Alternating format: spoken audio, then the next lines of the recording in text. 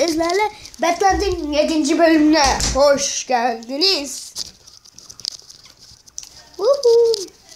Arkadaşlar şu grafiklere bakar mısın? Şuraya bak.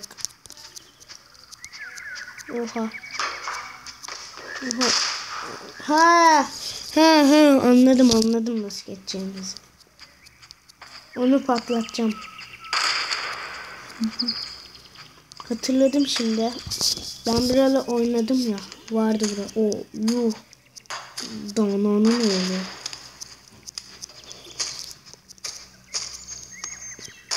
Hoş. Uçulan biraz. Hızlan. Oh yeah. Hoşça kal. İnsan. Allah.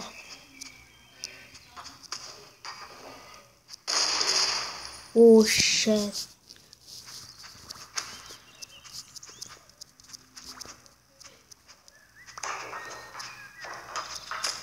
Bir işe yaramadı. Allah.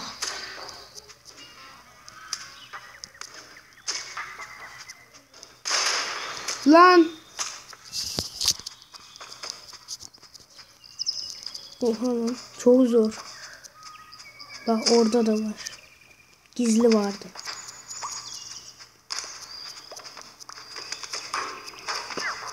Allah. Hadi lan sıkışıyor. Ya sıkışıyormuş. Ben sıkışmıyorsam orada.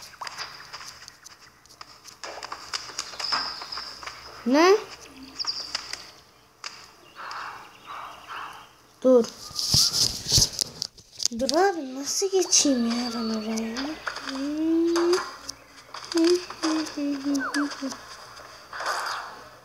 Yuh ya. Anladım. Arkadaşlar ölmem gerekiyor anlamam için.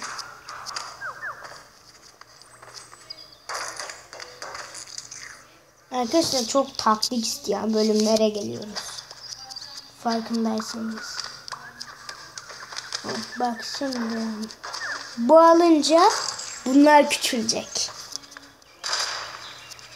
Çok zorlu. Allah'ım. Çok zorlu bölümlere geldik yani. İkisini de değdirmemek zor ha. Çok zor olmaz. Hakkını helal et koçum. Sen iyi işler başardın. Bunda da galiba böyle.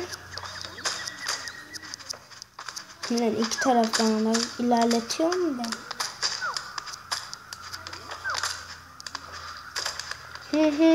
Hatırladım. Allahu Ekber. Çok güzel patlıyor yalnız.